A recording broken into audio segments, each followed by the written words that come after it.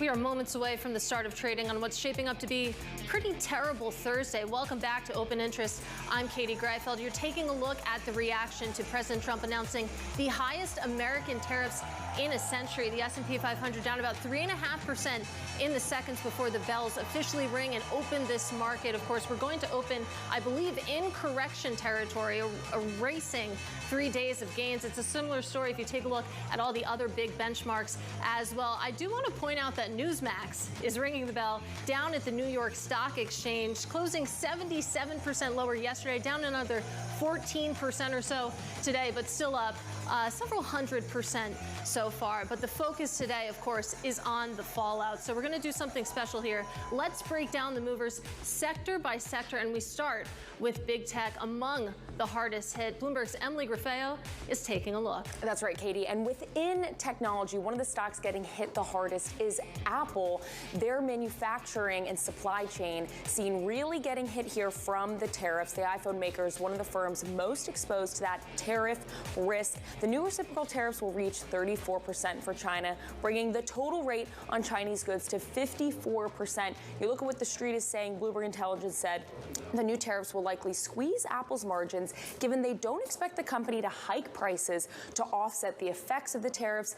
Interesting from Jefferies and a couple other names out there saying this, the base case remains Apple will be exempted from the China tariff. So that is something to watch, but nevertheless, that stock down. And other tech names down as well. NVIDIA, Amazon, and Google, everything that was really driving the market higher a couple months ago is now really getting hit. And it brings the year-to-date declines to a pretty significant place. Emily Grafeo, we thank you so very much. Now, the auto sector is already responding to Trump's tariffs with supply chain changes and price changes as well. Bloomberg's Nora Melinda is looking at the sector.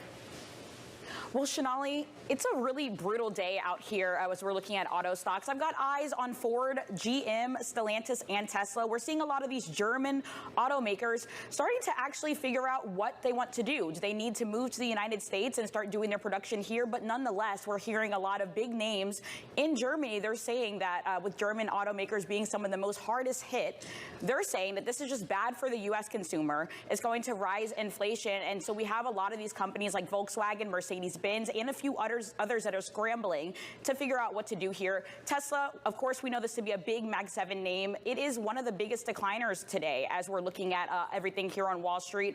But not great news here, especially with Tesla seeing a 62% sales plunge in terms of last quarter in Germany. All right, Nora, thank you so much. That is Bloomberg's Nora Melinda with a look at the autos. I do want to point out Nike falling about 11% right now, hitting its lowest level since 2017. Bloomberg's Isabel Lee, tell me about what's going on with those retailers. It's not looking good here also with the retailers. We have European sneakers, clothing, and jewelry really taking a hit. Nike, for instance, to your point, it's now edging lower by 13%. They've increased their reliance on factories outside of China to Vietnam and Indonesia after President Trump's first term, when he said he's moving away from China. And now Nike produces 50% of their goods in Vietnam. And while now the U.S. is imposing reciprocal tariffs of 46% in Vietnam and 32% in Indonesia. And really, sports companies will struggle on how to find a better place of production, and they may just pass on the cost to consumers. Lululemon also produces around 40% of their goods in Vietnam, and you see shares also edging lower double digits. And RH shares, it tumbled 26% in pre-market trading. It's now down even lower by 35%. We have the luxury home furnishing company reporting earnings that really was underestimated and below Wall Street's expectations. And we have analysts noting that the new round of tariffs will significantly add more uncertainty. Bloomberg's Isabel Lee, we thank you so very much. And still with us now, Morgan Stanley Chief U.S. Equity Strategist Mike Wilson. We have taken out your low. We are below that 5,500 level on the S&P 500. So what is the new low to look for as traders try to assess here the bottom line, where they can finally get back in with some comfort? Yeah, I mean, we're technicians. I mean, we definitely use that. It's worked well for us. I mean, the 5,500 we put out before we got there, it was support, but now it may be resistance. So what we're watching for today, if the cash market makes new lows, which looks like it is, and we kind of stay there, the next levels are low 5,000. So at 51, 5,200, we probably can get there fairly quickly, probably through earnings season, and then we'll see again, okay? The real support, okay, like the longer term support is 200-week moving average. That's like 4,700, but it's rising, okay? So it's a timing question. Now, do we have to go to the 200-week moving average? Well, look, if it's a recession, we're definitely going to that level. So I just want to put that in people's minds. That's kind of, if it's a hard landing, we're going to trade between 4,500 and 5,000, I mean, pretty quickly, okay? And markets tend to want to go there. Obviously it's not doing it today, but things can change quickly. We're in fast-moving markets. And I guess the advice to people is, it's fast-moving markets. So that means unless you know what you should be trading these unless you're a professional, right? There are things you should be rotating out of potentially that maybe you have too much exposure. That's what we were doing earlier in the year. I just want to put this out again. We were very defensively positioned at the beginning of the year. Like our portfolio is up 14% relative to the S&P. Right. That's pretty extreme. And what I'm saying is, I'm not bragging about it. What I'm saying is, like, it's kind of happened. Right. So you have to be a little bit on alert. Like, you don't want to be the person pressing on the trade that has already worked so much. Like, for example, consumer discretionary, we've been underweight this for 2 or 3 years. I mean, these stocks are getting hit really hard again. Then you look at something like autos; those stocks are down less than the S&P, that's what we're going to be watching over the next few days. Like, what areas that have already been pummeled are now actually maybe not going down as much as the market, and those are areas for longs. And of course, areas to be underweight or relieving are areas that have not corrected enough yet and are now going down even more. I just want to go back to 4,700. That is the 200-week moving average? Roughly, yeah. So draw that on your charts. That's a level to look out for.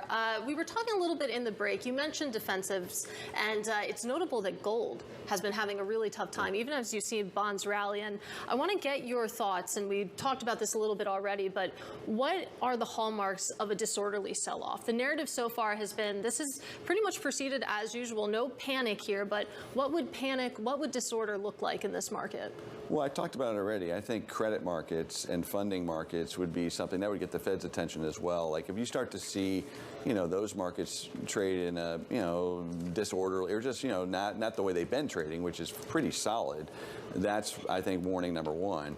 Gold is an interesting asset, right? I mean, it's been a spectacular asset, not just this year. It's been a spectacular asset for 25 years. I mean, I would like to point this out to people. Gold has outperformed the S&P 500 by almost 100% over the last, 25 years. It's a little known fact.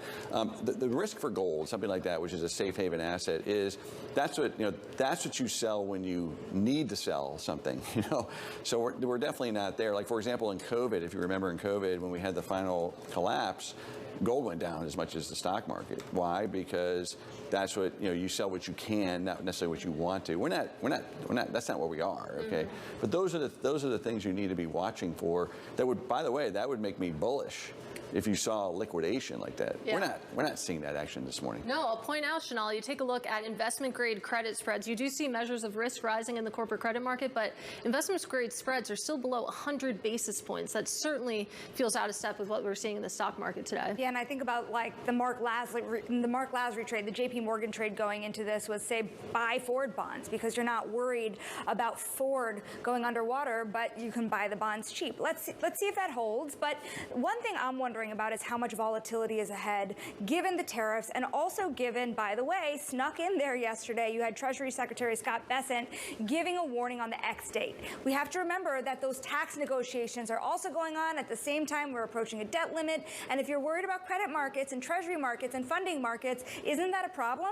Well, this is why they're pushing it now, right? I mean, they're doing a lot at once. I've likened, this administration like to a new CEO coming in and just saying, you know what, let's do all the things that we want to get done fast, restructure things, and then hopefully our plan will then play through into next year.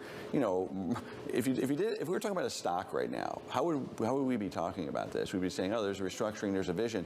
I think people just aren't there yet with the vision, but that's what they're trying to communicate. And I think, the X date is just that's another way for them to get what they really want to do. I mean, Scott Bessent's been very clear. The TCJA extension is critical. Otherwise, you definitely are going to have a recession, right? If you don't get an extension of tax cuts, the fiscal drag on that's going to be dramatic. So that's why they're very focused. They're using some of this tension in markets right now to perhaps get some of their policy done, which requires legislative approval.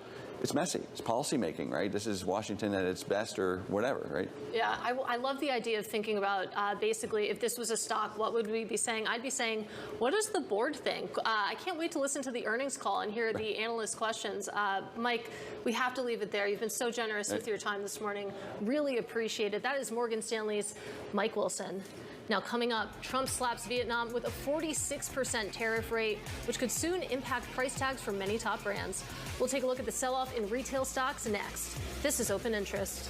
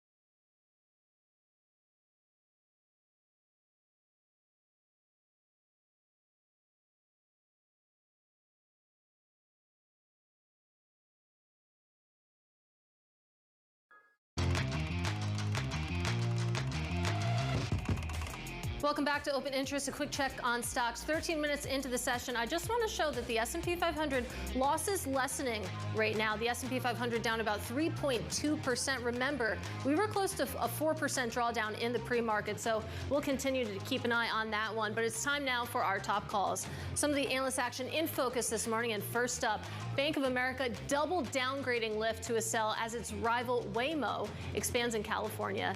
Next up, we have NVIDIA getting cut to a hold over at HSBC, which sees limited upside potential for the AI-focused chip maker. And finally, BJ's Wholesale is getting raised to a buy over at Citi. Analysts say that actually it's a relative winner when it comes to the tariffs. And you also have Citi cutting Best Buy and Restoration Hardware on rising recession risk and slowing consumer spending. Of course, Shanali, we've got a real-time time reaction to the tariffs from the RH CEO last night, but I don't think I can say that on air. Certainly. We will talk more about that. We're going to stick with retail, that sector taking a big hit from those newly unveiled tariffs. There are a lot of these companies that are particularly exposed to high levels on Vietnam and China. We're going to bring in Bloomberg's Romaine Bostick to take us through what's happening with the sell-off. And you spoke to at least the city analysts, I know for sure here. Yeah. What is the read-through on what might not be immediately obvious to investors here? Well, I think a lot of people just got a little bit caught by surprise, Shanali, in terms of the scale and scope of the tariffs, particularly when it comes to the retail space, where a lot of these companies, of course, still source a lot of their materials from overseas. Let's take Best Buy, for example, one of the parts of the downgrade that we saw from Steven Zaccone over at Citi. We're talking about a company that sources more than 60% from its external suppliers are from overseas here. And this is a big part of the reason why you saw the stock open lower, in fact, down the most going back to 2020, basically the onset of the pandemic back in March of 2020. You take a look at the XRT, the Spider Retail ETF, that opened in bear market territory, the worst day, at least so far, going back to 2022. And you can go through the numbers and you look at the exposure. You have companies like Five Below, 44% of their sourcing from suppliers from outside the U.S. Target, 54%. Walmart, 58%. Oxford Industries, that's Tommy Bahama, 64%, Nike 66%, and Contour Brands, that's Wrangler. I know you're a big fan of Wrangler, Shanali.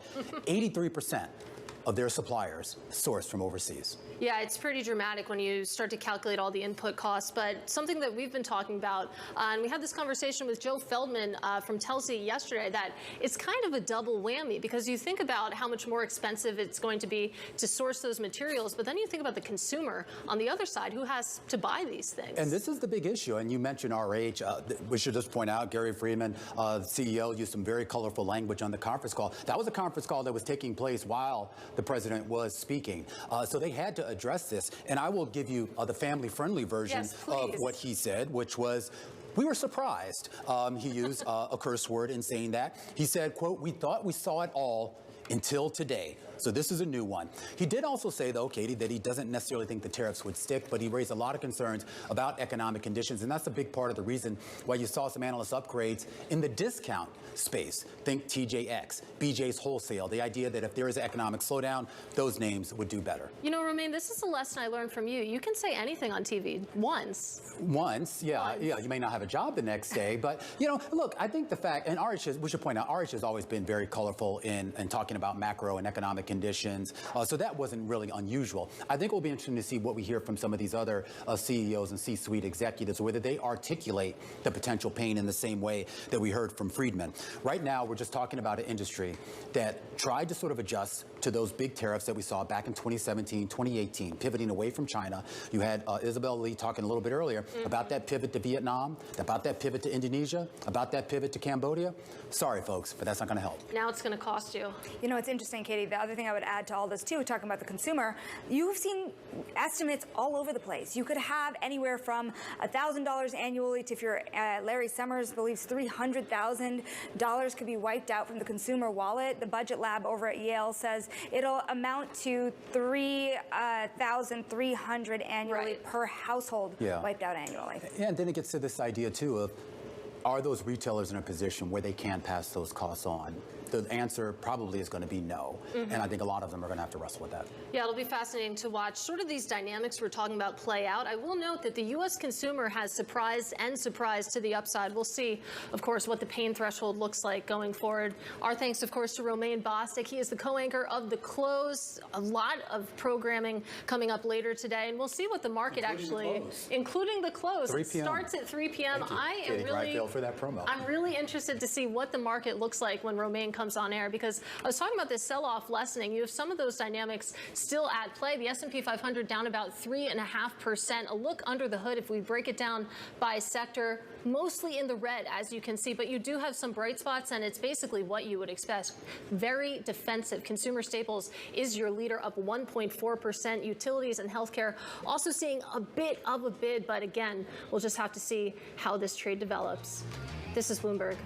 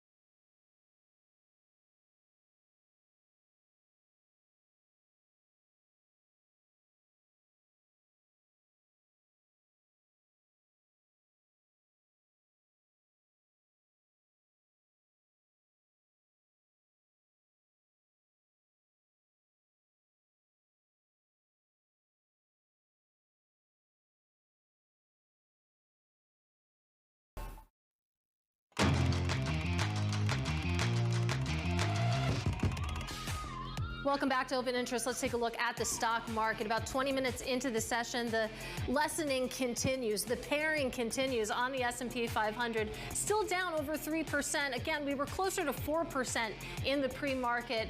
We'll have to see how that develops, but it's still the leaders to the downside. Big tech taking the NASDAQ 100 down about 3.8%. I want to get over to some of the individual names. A sea of red behind me. You have NVIDIA, you have Tesla, Apple, what you would expect. Nike, too. We were just talking about the pressure that these retailers are under with Romain Bossack, but you have some energy names as well as Robinhood down. Let's try to break it all down now with Odd Lots co-host Joe Weisenthal. He came to set for us. And Joe, I know that heading into today, or yesterday rather, you published 8 thoughts on Liberation No, just Day. this morning. There's just this morning, yeah. Well, what are your thoughts the morning after?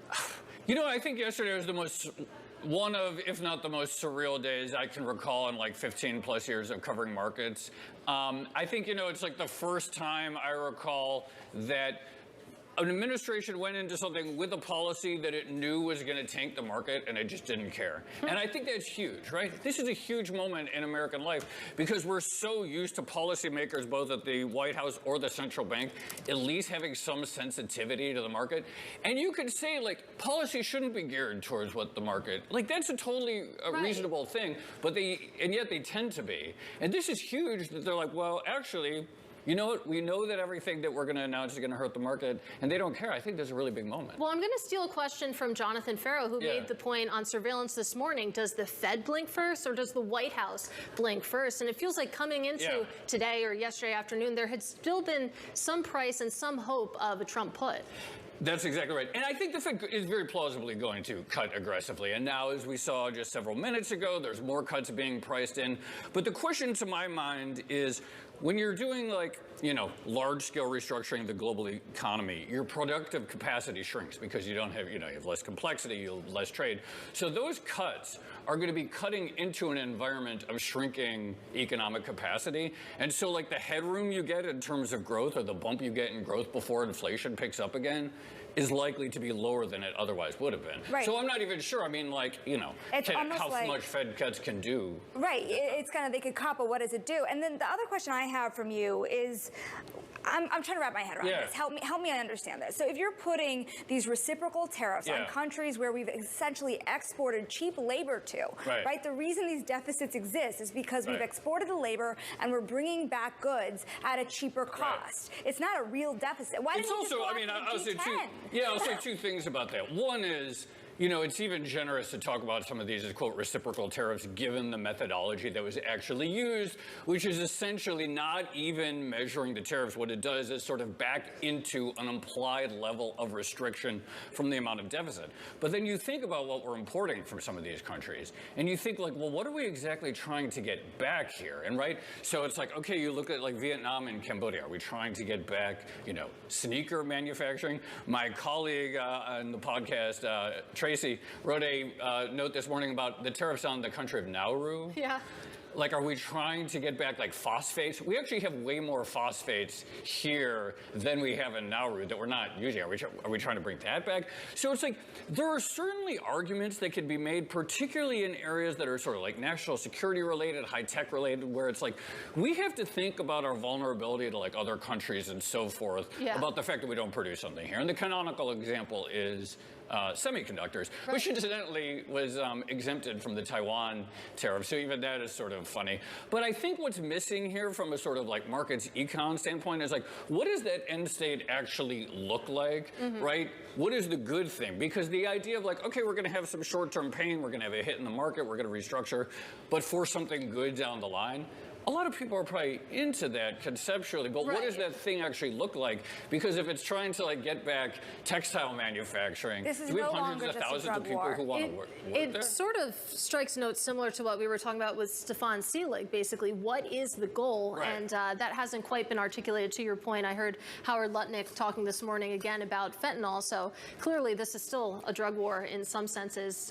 Joe, we have 30 seconds left with you, but you end your note by talking about American exceptionalism. I know there was a stirring note from Deutsche Bank on dollar. Stirring note for George Sarvel. No, this has been the question for a while, because the U.S. has outperformed outperformed every other asset in the world in a straight line for 15 years. It's changed recently. I got used to that.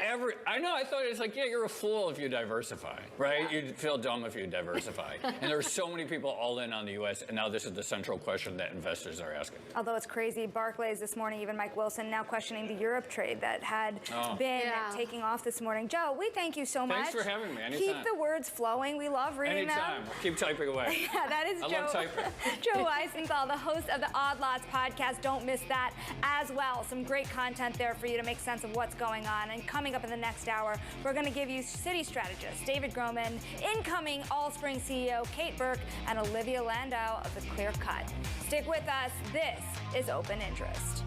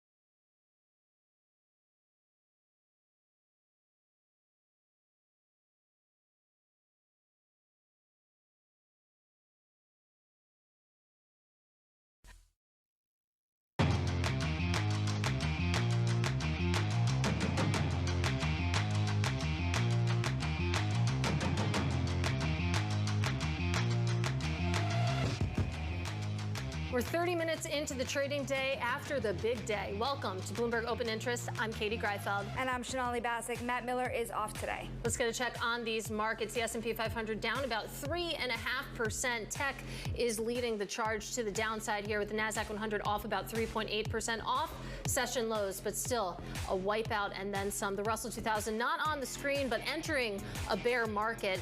We do have some economic data to chew on as well, as if there wasn't enough news. We take a look at the ISM ISM Services Index for March missing, coming in at 50.8. The survey had been for 52.9, and that is versus a prior reading of 53.5. So quite a miss there. Still above 50, but just so. I want to take a look, too, at ISM Services prices paid, also coming in below expectations at 60.9. Expectations had been for 63.1, and you can see that the prior reading was 62.6. So quite a miss there, and you see the reaction in markets. The S&P 500 still down about 3.6%. That bond rally continuing, sending yields lower. But let's get back to our big story, and that is tariffs. As I mentioned, tech is among the sectors that is hardest hit. Let's break it down with Bloomberg Technology co-host Caroline Hyde.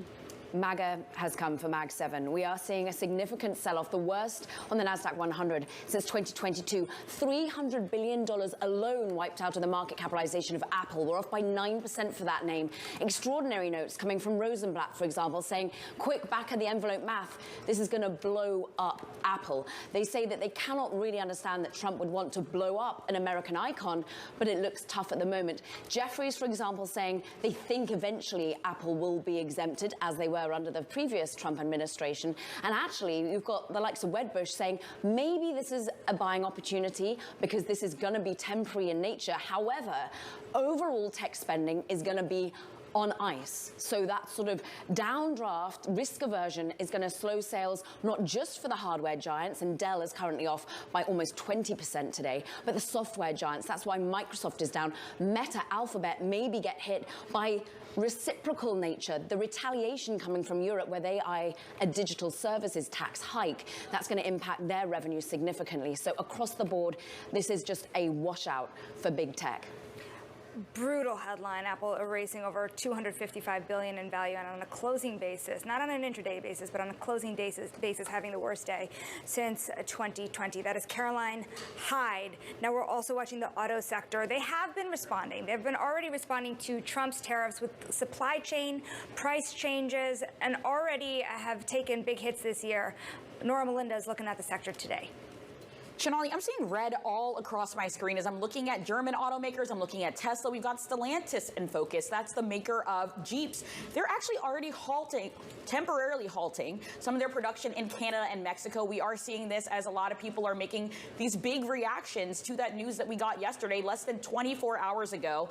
25% tariffs on autos, and we're seeing shares of these automakers falling, and some big names in Germany, they're actually saying that this will only create more rising inflation for consumers, and it'll also make the price tag on these cars a lot higher. Ford, we also had beginning to offer steep discounts to some of their cars. So we are seeing a rapid response here. It'll be a lot of headlines here to follow, but lots to keep an eye on here this morning, Shanali. All right, yeah, between April 3rd and June 2nd, Ford offering all buyers the same discount it extends to its employees. That is Nora Melinda with a look at the autos. Let's keep the conversation going and talk about retail. Obviously, a very globalized supply chain, a major focus for investors. Bailey Lipschultz, take us through the damage. Everything is down, Katie. Nike down more than 13%, trading at the lowest level since 2017. As you can see, stocks like Lululemon and RH under pressure. This coming after the U.S. imposing a 46% tariff rate on Vietnamese goods as part of that, and as well as a 49% on Cambodia and more than 30% on China, Indonesia, and Thailand. The big thing for these companies is that there was an expectation that moving their supply chain out of China would help protect them. That's not the case when you target Vietnam. Looking at some of the data compiled by Bloomberg, Nike brand footwear, 50% sourced from Vietnam, Lululemon, 40%, Adidas, 39%, and the list goes on. It's a number of question marks for the company. When you look at the weakness we're seeing in RH, when your CEO is on its earnings call and drops an expletive word or two to describe some of the damage, it's really only mounting, especially, again, when you look at a company that caters to the better off and also is sourcing quite a number of goods from overseas. The ripple going on around these supply chains and what it ultimately can mean for consumers if they do feel the pinch in a recession, that's the big concern for investors, and that's why you're seeing them wholesale dumping a number of these companies. We can only pray that there weren't any children on the RH earnings call. Bloomberg's Bailey Lipschultz, great roundup. And let's keep the conversation going because we've been mentioning autos, tech, also basic resources most at risk from tariffs. That is the view of Citi strategists who are exploring an extreme hypothetical scenario in which EPS growth for individual sectors in Europe would be cut in half. Joining us now is the man behind that call. His name is David Groman. He is Citi Global Equity Strategist. So, David, correct me if I'm wrong, but I believe that note came out before Liberation Day, before we got the details of Donald Trump's tariff plan. Is the worst case moving closer to the base case now? Yeah, listen, I think what we were looking at is that maybe something like a 10% tariff was priced into European equities going into Liberation Day. Obviously, we got larger tariffs than that, 20% on the EU. I think it's interesting if you look into the price action in Europe today, really this is becoming about more than just tariffs, and it's about the second order effects and a potential growth slowdown coming here, right? In Europe, it's a mix of properly cyclical sectors that are underperforming, even those that have maybe less direct tariff risk like banks. So, I mean, maybe there's still some hope outstanding that trade negotiations are possible and the like, but we need to be thinking about not only the tariffs themselves, but also maybe those second order knock-on effects going forward. You know, you think about that bid that had been drawn into European stocks since the beginning of the year, and you're looking at a DAX, for example, that is still up about 9.6%. So it's held up. Even after the tariff announcement, it had been down about 2.6%. You know, is the sell-off more pronounced to come, given the way that these tariffs will be playing out and given the bid that we've seen this year? Yeah, I think, there's some reasons to still be optimistic, at least in relative terms on the European story, right? I think the European market had been structurally underowned by global investors for quite some time. Obviously, we've seen a meaningful shift in the policy backdrop. And I think you could also make the argument that maybe the growth hit from tariffs does affect the U.S. at least first before it spreads into the rest of the world.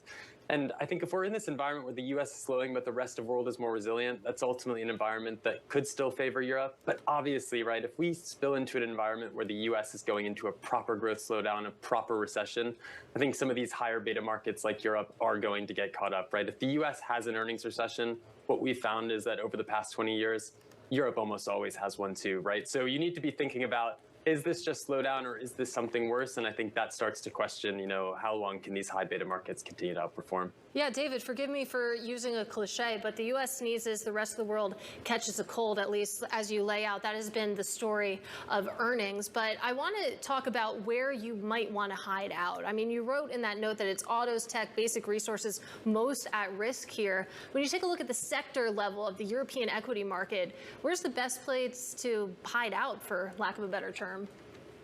Yeah, so what our analysis is showing, right, is that if you get a 20% tariff, you probably shave off something like 3% of EPS growth in Europe on the whole, and that's coming down from consensus growth of something like 7%. So you're cutting EPS growth in half. And if you then go ahead and get meaningful slowdowns in GDP growth, I mean, you could see that go to flat to negative, right? So in these risk scenarios where things do get a little bit more, dire, I think that you would be looking at some of these defensive sectors that have less international exposure, right, within the European market. So you're making a little bit of a transition from cyclicals into maybe some of that more defensive and domestic exposure. You look at companies reacting. It's been less than 24 hours, and yet you do see some significant reactions. Stellantis, for example, halting work in factories in Canada and Mexico, for example, for the coming weeks. David, when you're looking at companies change their plans, they are stopping in their tracks and they're pivoting course. Isn't that going to be expensive? Yeah, and I think it's something that's difficult, and it's one of those longer-term stories that you need to be thinking about that we've been talking about. When you talk about geopolitical realignment and maybe what it means to shift your supply chains globally, is that over time it makes you more resilient, but at the same time you might face some issues with margins, for instance, over the near term as you make those changes. So you do need to be thinking about not only the short term, but the long term. But obviously the risk here from everything that we've been seeing, right, is that potentially some of the changes that we've seen in consumer confidence, in business confidence, investment decisions that are happening, is that maybe we've gone too far down the line where it's hard to pare this back. And you don't always see recessions coming, and sometimes they come a little bit more suddenly than you would expect. So we need to be looking at this. Are there the signs of that slowdown that we're looking for, or are things ultimately going to hold up? Well, a topic that keeps coming up on this show is that Europe has had a bit of a wake-up call, maybe in a positive way. I mean, we had Stefan Seelig pointing out yesterday that you think about the defense spending that has been freed up in Europe. Neil Dutta made a similar point in his note, writing that the Europeans are actually boosting their defense spending, not something you've seen that often. David, I mean, are there any sort of tradable actions that you can make around those sorts of dynamics?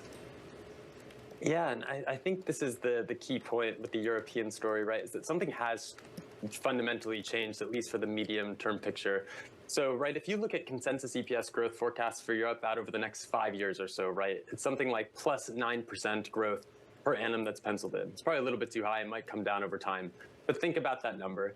If we use our top-down models and apply in a lot of the fiscal spend and the changes that are coming through, what we would see is that you could see EPS growth rise by about 2 to 3% per annum out over the next 5 years. And if you were to assume some ERP compression as well, I mean, you could see Europe going from a market that is traded historically at a multiple of 14 times up to something like 16 times. And obviously there will be some volatility along the way, and the risks that we are seeing around tariffs right now are certainly one of them. But I do think there is still that medium-term structural tailwind that might be there from the European story coming from this defense spend, also the fiscal spend on infrastructure that we're seeing out of Germany, which are really meaningful.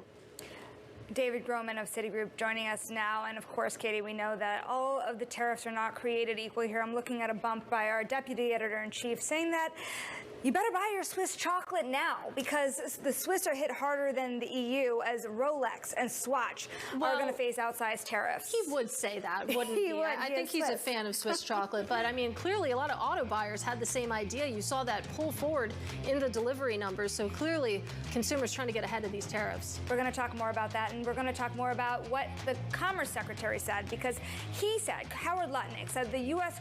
domestic growth will have the greatest resurgence ever under Donald Trump. Part of our conversation with him next. This is Bloomberg.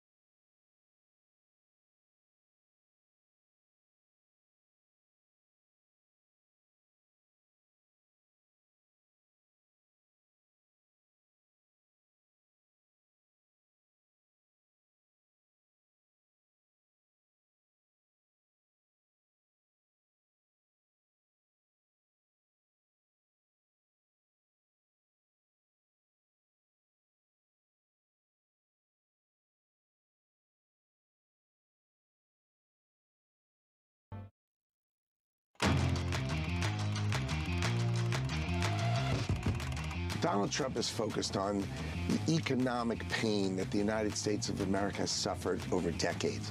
Since NAFTA, 90,000 factories, not jobs, factories, 5 million high-paying jobs gone overseas.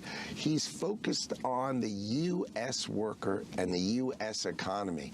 And what's going to happen is people are going to realize it is the great American economy that is the winner here. And anyone who doubts it, and anybody who shorts Donald Trump, or anybody who doubts the strength and the power of the American economy is making a foolish bet. Sure, importers are going to have a tough time figuring out what to do because they went and found the cheapest production in the world.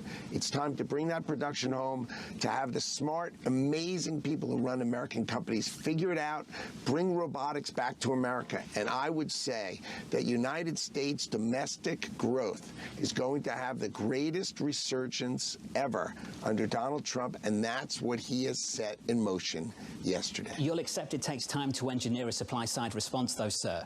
And in the meantime, you can see bad things happen. Do you accept that? Well, what I can accept, of course, it takes time to build factories, but companies understand how to do it. They will do it. The United States of America is the greatest economy in the world. People have to do business with it. The rest of the world will bring down their trade barriers, and you'll see a great resurgence in our ability to sell agriculture overseas. You'll see factories being built here, and that factory production will be faster. So sure, there will be a rebalancing of those who make things in cheap labor markets, figuring out how to make them here. But ultimately speaking, and I think in much less time than you think, the world will reorder itself, will figure it out, and the United States growth rate will turbocharge compared to the rest of the world. That was Commerce Secretary Howard Lutnick speaking earlier on Bloomberg Television, and that brings us to the Wall Street beat. Joining us now for the economic impact from the tariffs, Bloomberg Chief International Economics and Policy Correspondent Michael McKee, and for the impact on markets across macro markets, Edward Harrison, author of Bloomberg's The Everything Risk newsletter. Now, Mike, I do want to start with the American household because for years we've been asking, when do the pains on Main Street hit Wall Street? And it looks like this might be the moment. If you look at Yale's estimates at the Budget Lab, you have them seeing an average household being hit by $3,800 annually, and that's just one estimate. These estimates are all over the place. At what point are you facing an American economy that either can't spend money or face even a recession? No. Basically, I mean, we're not getting a lot of specific calls yet because people are still working their way through all of this. It's obviously very complicated, but basically we're looking at an average weighted tariff, according to the notes I've gotten this morning, between 18 and 33%. By comparison, Smoot-Hawley was 20%. So it's a huge difference. Fed model 2018, when they did the tariffs, they thought that would cost GDP 2.3% and prices 1.5% higher.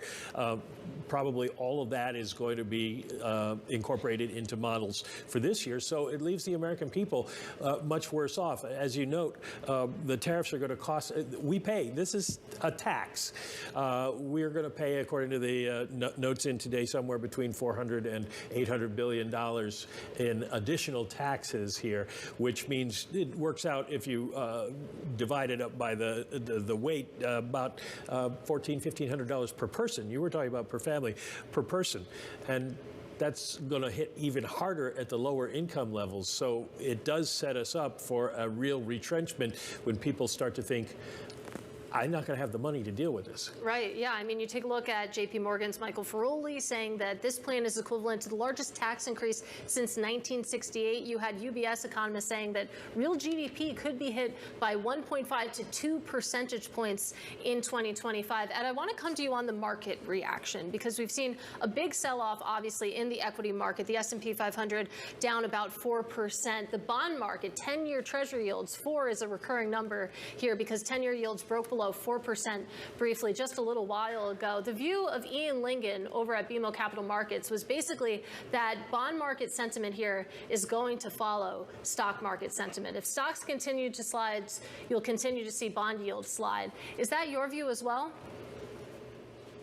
Yeah, that is a risk. The real question is this trade-off because, this is what you would call stagflationary policy between the two mandates that the Fed has. So the expectation is that it will slow GDP growth and the tariffs will also, slow the labor market.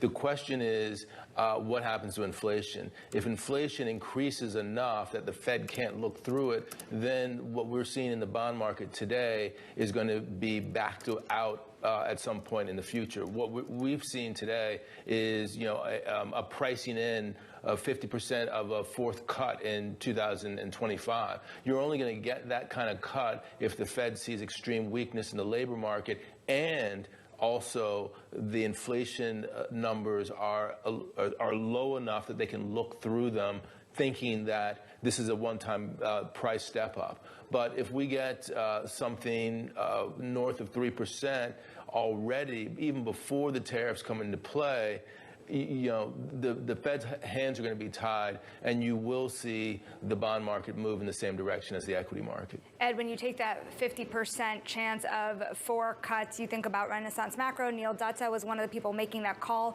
Mike, how much room does the Fed have, particularly if you see inflation? Because you're hearing people start to say stagflation more and more and worry about that. Stagflation is a real problem for them because if the economy is slowing, you want to cut rates and boost growth.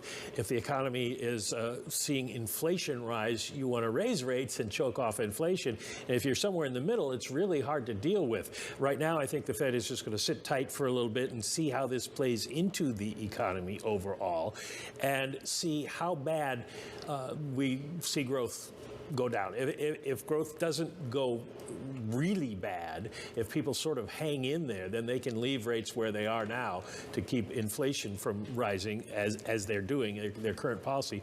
But they might be forced into a situation where they need to cut rates, and that's going to give them an inflation worry. All right, guys, great roundtable. Really appreciate both of your insights. Our big thanks to Bloomberg's Michael McKee and Edward Harrison.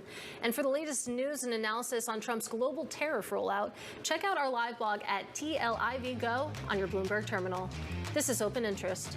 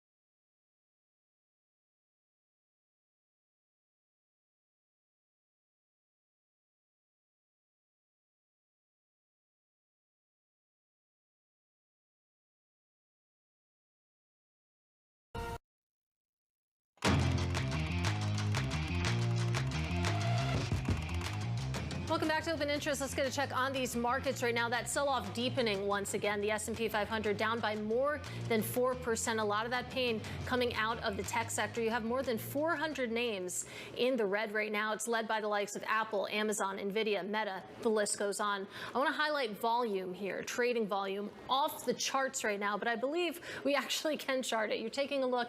That white line is where we are. We're just about 1 hour, forgive me, into the trade. That is the projected volume right now for where we're going to finish up. Right now, at this moment, though, we are 70% above the 30-day trading volume. So clearly, this is a very, very active market, Shonali. Traders selling in to this drawdown. The question I have is, if you look at some of the trades that we do see today, you have to wonder if some of them look pretty crowded.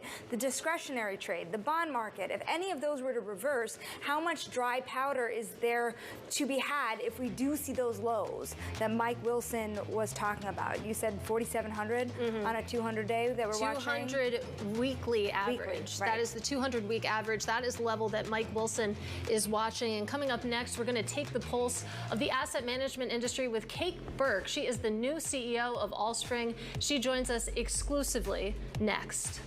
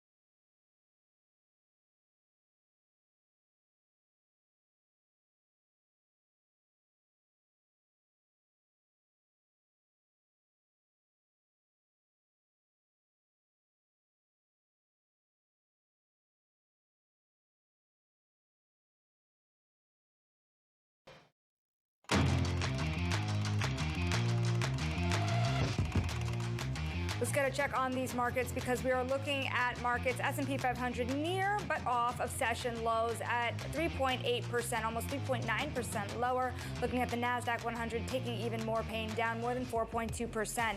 That 10-year yield, it had briefly fallen below that 4% level, now back to about 4.03. We will keep an eye on it throughout the show and, of course, throughout the trading day. Traders really feeling the pain from those tariffs. But now we are going to bring in Allspring Global Investment Investments' new CEO. She is joining us here for an exclusive interview. Kate Burke is taking over from Joe Sullivan on July 1st after serving as president for the past 2 years. Allspring is a global asset management firm with $605 billion in assets under advisement. Kate joins us now. A day like today, taking over a new role. I mean, how do you address clients in what is really not only a volatile market, but a changing paradigm for investors? I think it's really important to remember that clients and asset managers have lived through volatility in the markets before.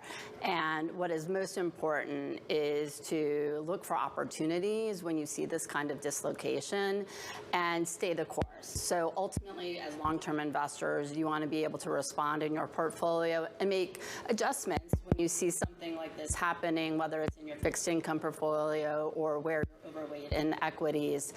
But ultimately, getting the timing of the market and understanding how and when these tariffs will play through is going to take some time. So knee-jerk reaction, quick responses. We are fundamental investors. We're going to continue to do the deep research, look for those opportunities, and work with our clients so that they're well positioned in a variety of different outcomes. Yeah, it's an interesting question. I mean, and Kate makes the great point that we have seen periods of volatility. Some folks would venture that, I mean, we're starting to toss around terms like stagflation. We haven't really dealt with that since the 1970s, so it's been a while. But that volatility coming through in markets right now, I know you've been watching the VIX. The VIX right now is certainly popping. It's incredible because we saw that 20 level be something that, say, the likes of the New York Stock Exchange was concerned about stifling capital markets activity. Now, what does this mean in terms of the types of assets that investors will be looking for? You said fixed income, for example. Does it mean you lean in to diversification? I think leaning into diversification absolutely makes sense. And that's when I'm talking about making modest adjustments. You may choose to look and move a little bit more into fixed income at this point, looking at your core portfolio, taking advantage of some of the stability that we'll ultimately think that we'll get in the bond market as you wait out some of the volatility that we're seeing in equities.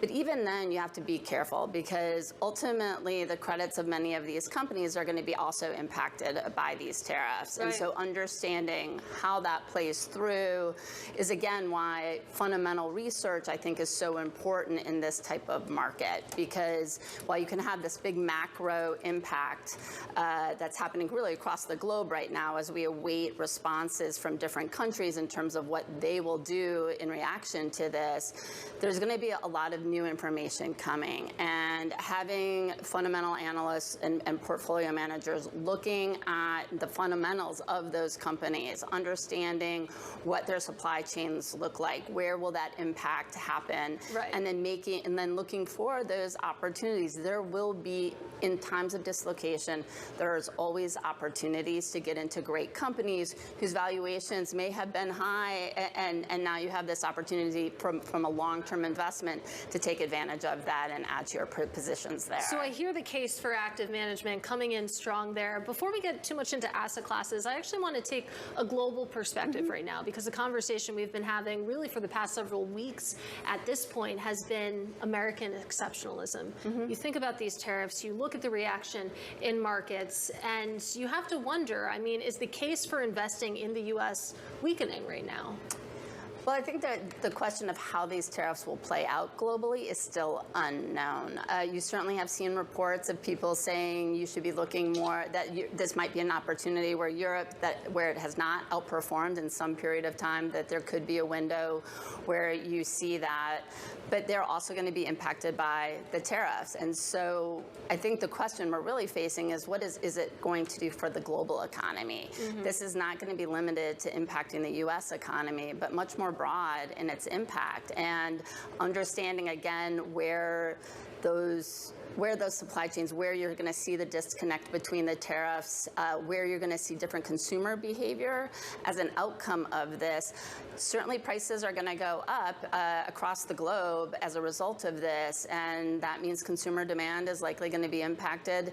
So we do have concerns that you're going to see a slowdown in not only the U.S. economy, but the global economy as well. Yeah, and that rush that we've seen into European markets could be running into some pretty tough, hard data over the next several months. months. I want to talk too about how you're meeting investors and how you're sort of, giving them that access. I know that Allspring recently launched a lineup of ETFs, for example. I cover the space closely. When you think about the demand for different vehicles, where does it lead you? So at Allspring, our goal is to be vehicle agnostic. We think whether it's the mutual fund, the ETF, or a separately managed account, the wrapper is really the decision of the investor and understanding their positioning, what are their views on taxes and the impact of that in their portfolio. So I think the wrapper is a tool to get to clients and give them client choice. The investment decisions, the investment strategies that you're looking at are really what we believe are at Allspring. We provide the foundational building blocks of any good asset management strategy. So whether you're looking at core fixed income, core equities, growth or value equities, munis, we provide that to you, and our goal is to give it to you in the wrapper that is most appropriate for you and your personal situation. So I expect us to continue to do more in the ETF space. I expect the ETF space to continue to grow. That's good for my job security. Well, I'm happy to hear that.